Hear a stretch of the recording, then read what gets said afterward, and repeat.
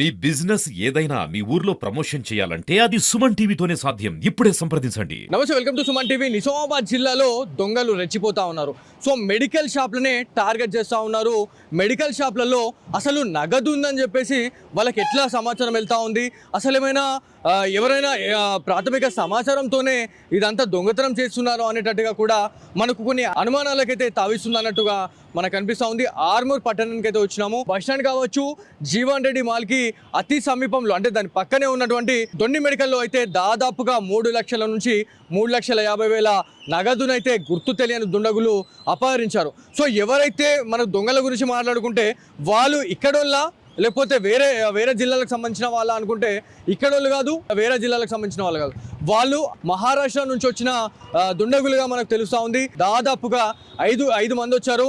అది ఒక టాటా ఏసీ వెహికల్లో వాళ్ళు రావడం జరిగింది. డ్రైవర్ ఉన్నాడు. 5గురు దొంగలు ఎవరైతే ఉన్నారో ఈ షట్టర్స్ ఏవైతే ఉన్నాయో ఈ షట్టర్స్ని అయితే ఎంత చాకచక్యంగా వాళ్ళు లిఫ్ట్ చేసేసారంటే అసలు నిజంగా ఆ వీడియో చూస్తే మీకు అర్థమవుతుంది. పక్కన మీకు విజువల్ అయితే మీకు అందిస్తూ ఉంటుంది, మీరు చూడండి.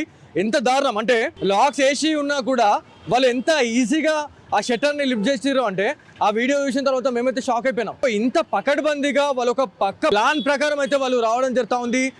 నిలువు దోపిడీ చేసినట్టుగా మొత్తం మెడికల్ని మొత్తం దోపిడీ చేసుకొని వెళ్ళిపోతూ ఉన్నారు. అమౌంట్ ఉంది అని అసలు సమాచారం ఎట్లా వెళ్తూ ఉంది అనేది ఒక చాలా పెద్ద క్వశ్చన్ మార్క్ ఉంది.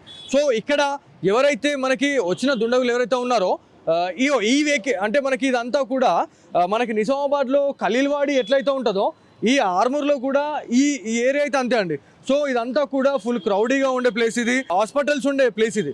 సో నిత్యం మనకి అంబులెన్స్లు పోతూ ఉంటాయి, అదేవిధంగా వైద్యం కోసం వచ్చే వాళ్ళు కూడా చాలామంది తిరుగుతూనే ఉంటారు. సో ఈ నియర్ బై లొకేషన్లో కూడా మనం మాట్లాడుకుంటా ఉన్నాం. టిఫిన్ సెంటర్స్ కావచ్చు, వేరే వ్యాపార సముదాయాలకు సంబంధించి పూర్తిగా కనిపిస్తూ ఉంది. అంటే టిఫిన్ సెంటర్స్ గురించి మనం ఎందుకు మాట్లాడుతున్నాం అంటే టిఫిన్ సెంటర్ వాళ్ళు దందా చేసుకునే టైంలో ఖచ్చితంగా వాళ్ళు 3:30 నుంచి 4 గంటల సమయంలో వాళ్ళ షాప్ దగ్గరికి వస్తూ ఉంటారు. కాకపోతే ఆ టైంలో మరి టిఫిన్ సెంటర్ ఎవరైతే యజమానులు కావచ్చు, వర్కర్స్ మరి వాళ్ళు ఎందుకు చూడలేకపోయారు? దీనికి క్వైట్ ఆపోజిట్లోనే మనకి టిఫిన్ సెంటర్ ఉన్నా కూడా వాళ్ళు ఎందుకు గుర్తించలేకపోయారు? అదేవిధంగా ఈ నుంచి మనకు ఇక్కడ మనకి వెస్ట్ కార్నర్లో చూసుకుంటే వెస్ట్ కార్నర్లో కూడా ఒకటి టిఫిన్ సెంటర్ ఉందండి. అసలు ఎందుకు ఎవరు ఏం అనలేకపోయారు అంటే ఎవరు చూడలేదా అన్నట్టుగా అనిపిస్తూ ఉంది. కాకపోతే ఈ మధ్య కాలంలో దొంగతనాలు అనేటివి చాలా సర్వసాధారణంగా జరుగుతూ ఉన్నాయి. ఈ దొన్ని మెడికల్లో 3.5 లక్షలు అండి. 3.5 లక్షలు అంటే చూడండి, నాడే జోక్. మరి వాళ్ళు ఎందుకు పెట్టుకోవడం జరిగింది అనే దానిపైన అయితే మనతో మాట్లాడడానికి అయితే ఓనర్స్ అయితే ఉన్నారు. ఈ దొంగతనం అనేది ఎప్పుడు జరిగింది, ఏ టైంలో జరిగింది? మార్నింగ్ 4 o'clockకి జరిగిందండి. మార్నింగ్ 4 o'clockకి జరిగింది. టాటా ఎస్ వ్యాన్లో వచ్చారు వాళ్ళు. 5గురు ఉన్నారు, టోటల్గా 5గురు ఉన్నారు. ఆ 5గురిలో ఫస్ట్ 4గురు దిగేశారు. 4గురు దిగేశాక ఆ షట్టర్ ఒకసారి చెక్ చేసేసుకొని మిగతా వాడికి పిలిచి డైరెక్ట్గా అసలు ఎలా చాలా పర్ఫెక్ట్గా ట్రైనింగ్ ఉన్న వాళ్ళు ఉన్నారు. వాళ్ళు వట్టిగా ఇలా చేతులు పట్టేసుకొని దాన్ని లాగేయంగానే షట్టర్స్ లేచిపోయాయండి. సో దాని తర్వాత మీ 4గురు ఏమో వాళ్ళు చూస్తూ ఉన్నారు, అబ్జర్వ్ చేస్తున్నారు ఎవరైనా వస్తున్నారా లేదా అని చెప్పేసి.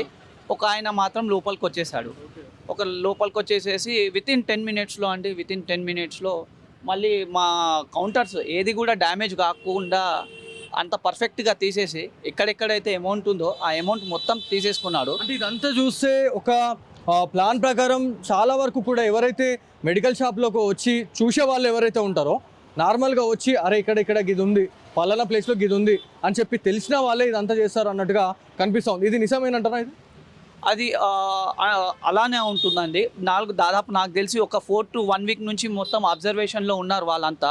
ఆ అబ్జర్వేషన్ చేసుకొని ఎక్కడి నుంచి ఎంట్రీ అవ్వాలి, ఎవరి దగ్గర ఏముంది, ఎంత పోతుంది, ఎక్కడ మామూలుగా నాకు తెలిసి మెయిన్ ఏరియాలో ఫేమస్ ఏరియాస్లో టార్గెట్ చేసి వీళ్ళంతా చేసినట్టు అనిపిస్తుందండి.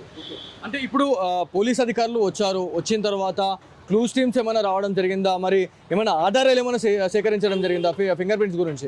అవునండి, constables, SI sir, ACP sir, IPS sir వీళ్ళంతా కాల్ చేయంగానే వచ్చి దర్యాప్తు చేశారు. క్రైమ్ టీం కూడా వచ్చారు.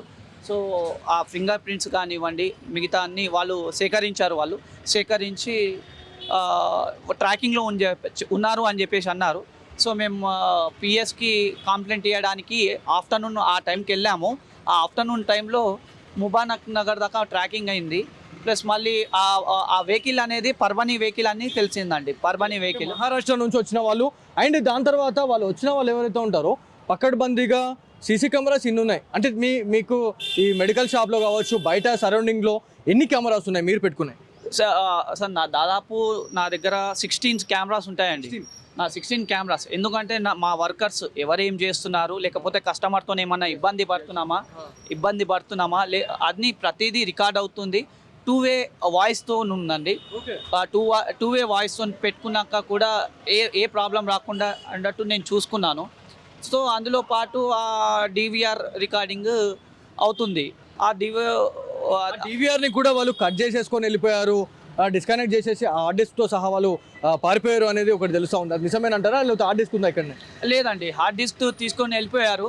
చాలా బాధాకరమైన విషయం ఏంటంటే అండి, నేను అంటే ప్రజలకు నాకు చిన్న సజెషన్ ఇస్తున్నాను. ఎవరైతే మామూలుగా డివిఆర్లు పెట్టుకుంటారు కానీ క్లౌడ్ స్టోరేజ్ చేయకుండా ఉంటారు వాళ్ళు.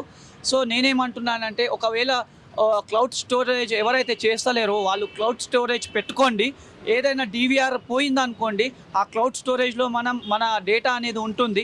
ఆ డేటాని మనం సేకరించి ఏమైందో అసలు అనేది చూడవచ్చు. యాక్చువల్గా నేను ఇన్ని కెమెరాస్ పెట్టుకొని ఇంత పకడ్బందీగా పెట్టుకొని కూడా నా డేటా మొత్తం నా దొండగోళ్ళు చేతిలో పెట్టినట్టు అయిపోయిందండి. అవునండి, అది చాలా బాధాకరంగా విషయంగా ఉంది. నేను టెక్నాలజీని నమ్మి నేను టెక్నాలజీతో పోయే వాడిని. అది ఒక చాలా పెద్ద తప్పిదమే కానీ చాలా పెద్ద మిస్టేక్ అయిపోయిందండి. నాకు చాలా పెద్ద మిస్టేక్ అయిపోయినట్టుంది. కానీ ఎవరైతే ఉన్నారో మామూలుగా చిన్న షాప్ కానివ్వండి, పెద్ద షాప్ కానివ్వండి, నా తరపు నుంచి ఒక సజెషన్ ఏంటంటే ఇది ఎవరైనా సరే ఈ క్లౌడ్ స్టోరేజ్ని జనాలు దాన్ని పెట్టుకోవాలి, అది రన్ చేయాలి. ఏదో డివిఆర్ మనం పెట్టుకున్నాము సేఫ్టీ అని చెప్పేసి మనం అనుకుంటున్నాం, కానీ వాళ్ళ దొండగలు మాత్రం ఎంత సేఫ్టీ పెట్టుకున్నా అది తీసుకొని పోతే మాత్రం మన చేతుల్లో ఏమీ లేదు, ఏమీ చేయలేము. అందులో కూడా ఒకటి ఏంటంటే మాది ఇంకో ఏజెన్సీ ఉంది. అక్కడ ఆ ఏజెన్సీ కెమెరాతోనే మేము ఈ ట్రాక్ చేయగలిగాం తప్పితే, లేకపోతే మా దగ్గర ఏ ఆధారాలు లేకపోయి ఉండొచ్చు. సో ఇదండి మొత్తానికి వాళ్ళు బాధపడుతున్న సిచ్యువేషన్ అయితే ఉంది. ఇంత టెక్నాలజీలో కూడా క్లౌడ్ స్టోరేజ్ అనేది వాళ్ళు మెయింటైన్ చేయకపోవడం ఇవాళ చాలా పెద్ద తప్పిదం అయిపోయింది. కాకపోతే పక్కనే ఒక ఏజెన్సీ ఉంది కాబట్టి ఆ ఏజెన్సీలో ఉన్న డేటాతోని వాళ్ళు ఇవాళ సీసీ కెమెరా విజువల్స్ని అయితే పబ్లిక్ అయితే అందిస్తూ ఉన్నారు. ఎవరైతే విజువల్స్ చూసిన తర్వాత ఎవరైనా అనుమానాస్పదంగా మీకు ఏమైనా కనిపించినా కూడా ఖచ్చితంగా పోలీస్ అధికారులకైతే ఇన్ఫర్మేషన్ అయితే ఇవ్వండి. సో ఎవరైతే వచ్చిన వాళ్ళు ఎవరైతే ఉన్నారో వాళ్ళు ఎట్లా వచ్చారు అంటే ఒకసారి మీకు చూపిస్తాను. సో ఈ ఏరియా మొత్తం క్రౌడీగా ఉండే ప్లేస్ అండి. వాళ్ళు ఒకటే చెప్తా ఉన్నారు. సో నిత్యం రద్దీగా ఉండే ప్లేస్లో ఇట్లాంటి ఇన్సిడెంట్ జరిగిందంటే ఒకసారి ఆలోచించండి. చుట్టుపక్కల మొత్తం ప్రజలే ఉన్నారు. సో దాదాపు 4 గంటల నుంచి స్టార్ట్ అయినా కూడా ప్రతి ఒక్కరు తిరుగుతూనే ఉంటారు. ఇది హెవీ క్రౌడ్ ప్లేస్ అండి. సో ఇంత క్రౌడీ ప్లేస్లో కూడా వాళ్ళు వచ్చి దొంగతనం చేసుకొని పోయారు. ఇంత చాకచక్యంగా వెళ్ళారు అంటే వాళ్ళు ఎంత ఎక్స్పర్ట్ అయి ఉండొచ్చు, ఎన్ని దొంగతనాలు చేసి ఉండొచ్చు. సో వచ్చిన వెహికల్ ఏదైతే ఉందో ఈ రూట్ నుంచి వచ్చింది. ఈ రూట్ నుంచి వచ్చిన తర్వాత వెహికల్ అనేది ఇక్కడ పెట్టారు. పెట్టిన తర్వాత వాళ్ళు ఎవరైతే ఉన్నారో నలుగురు కూడా వాళ్ళు దిగేసి ఇక్కడ షట్టర్స్ అనేటివి ఉన్నాయి. ఈ షట్టర్స్ని అయితే వాళ్ళు ఏం చేసిరు అంటే నలుగురికి ఒకేసారి లిఫ్ట్ చేసిరు. ఏం పలగొట్టలేరు, తాళాలు పలగొట్టలేరు, ఏం పలగొట్టలేరు. డైరెక్ట్ లిఫ్ట్ చేస్తే అది ఓపెన్ అయిపోయింది. అంటే ఎంత పర్ఫెక్ట్గా వాళ్ళు ఒక అంచనాతో వచ్చిర్రు. వాళ్ళు వచ్చి పని చేసేసుకొని పోయారు. అంటే ఒక 10 నిమిషాలలోనే ఇదంతా జరిగిపోయింది. అంటే ఒక్కసారి ఆలోచించండి ఎంత దారుణం అయిపోయింది. సో సీసీ కెమెరా నిఘా ఉన్నా కూడా ఇయ్యాల మన పరిస్థితి ఇంత దారుణంగా ఉన్నది. సో పోలీస్ అధికారులు ఎలాంటి యాక్షన్ తీసుకుంటారు అనే దానిపైన అయితే చాలామంది ఎదురు చూస్తూ ఉన్నారు. సో ఇది ఇక్కడ ఇంకోటి ఏంటంటే ఇక్కడ మనకి నార్మల్గా ప్రతి దగ్గర కూడా మనము ఇక్కడ ప్రతి షాప్లో మనం చూస్తూ ఉంటాం. కాకపోతే ఇక్కడ ఒక బయోమెట్రిక్కి సంబంధించి ఒకటి పెట్టుకోవడం జరిగింది. నేను ఎందుకు పెట్టుకున్నాడు అనేది అడుగు. ఇది ఏంటండి అసలు దీన్ని? ఫింగర్ ప్రింట్ పెడితేనే మనిషి లోపలికి వెళ్ళగలుగుతాడు. ఫింగర్ ప్రింట్ లోపల మళ్ళీ పెడితే in and out finger print lock అండి, డోర్ లాక్ అంటారు దీన్ని. ఈ డోర్ లాక్ ఎందుకు పెట్టానంటే అండి, నేను మా ఫాదర్ చూసుకుంటూ ఉంటాము. మా ఫాదర్కి పని పడడం కానీ నాకు పని పడడం కానీ బయటకు వెళ్తూ ఉంటాము. సో మా వర్కర్స్ దాదాపు 18 మెంబర్స్ వర్కర్స్ ఉన్నారండి. ఆ వర్కర్స్ సో సీనియర్ ఎవరైతే ఉన్నారో వాళ్ళ కౌంటర్ దగ్గర పెట్టేసి మిగతా వర్కర్స్ని వాళ్ళు హ్యాండిల్ చేస్తూ ఉంటారు.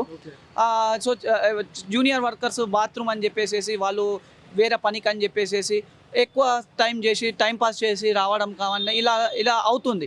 సో ఇలా అవ్వడం వల్ల నేను ఏం చేసేసానంటే బయోమెట్రిక్ అనేది నేను పెట్టానండి. దాంతోపాటు ఎంత సమయం పని చేస్తున్నారు ఏంటిది దాంతో ప్రకారం నేను శాలరీ ఇవ్వడం జరుగుతుంది. దొంగతనం జరిగింది నిన్న. దొంగలు ఎవరైతే ఉన్నారో ఇదే డోర్ నుంచి వచ్చారా, లేకపోతే అక్కడ కార్నర్ మనకు కనిపిస్తూ ఉంది ఒకటి, అక్కడ ఆ కౌంటర్ నుంచి లోపలికి వెళ్ళారా వాళ్ళు దొంగతనానికి? లేదండి లేదు ఆ కార్నర్ నుంచి ఎక్కడి నుంచి వెళ్ళలేదు. ఏదైతే ఉందో ఈ షట్టర్గా ఆల్రెడీ వాళ్ళంతా అబ్జర్వ్ చేశారు. అబ్జర్వ్ చేసేసి ఎక్కడ డైరెక్ట్ అంటే ఎంప్లాయీస్ ఎక్కడి నుంచి వస్తున్నారు, ఓనర్స్ ఎక్కడి నుంచి వస్తున్నారు, వాళ్ళంతా ఒక 3-4 డేస్ నుంచి గమనించి ఈ పని చేసినట్టున్నారంటే ఇదండి మొత్తానికి పక్క పథకం ప్రకారం అయితే ఈ దొంగతనాలు చేస్తూ ఉన్నారు అనేది మనకు తెలుస్తూ ఉంది. సో ఈ ఏరియాలో ఇట్లాంటి దొంగతనాలు జరగడం అనేది ఒక్కసారిగా ఆర్మూర్ ప్రజలైతే ఒక్కసారిగా ఉలిక్కిపడ్డారని చెప్పుకోవాలి. అంటే ఇళ్లలో దొంగతనం చేయడం చూసినాము, లేకపోతే కిరాణా షాప్లలో దొంగతనం చేయడం చూసినాం, కానీ ఈ కొత్తగా ఈ మెడికల్ షాప్లలో దొంగతనం ఏంది అని చెప్పేసి నిజామాబాద్ ప్రజలైతే ఒక్కసారిగా హవాకైతున్న పరిస్థితి ఉంది. సో ఏదేమైనప్పటికీ ప్రతి ఒక్కరు కూడా జాగ్రత్తగా ఉండాలని చెప్పేసి మా సుమన్ టీవీ తరఫున మేము కోరుతా ఉన్నాం. సో ఇది ఇక్కడ ఉన్న తాజా పరిస్థితి. కెమెరా పర్సన్ కార్తిక్తో బాలు, సుమన్ టీవీ, ఆర్మూర్ నుంచి.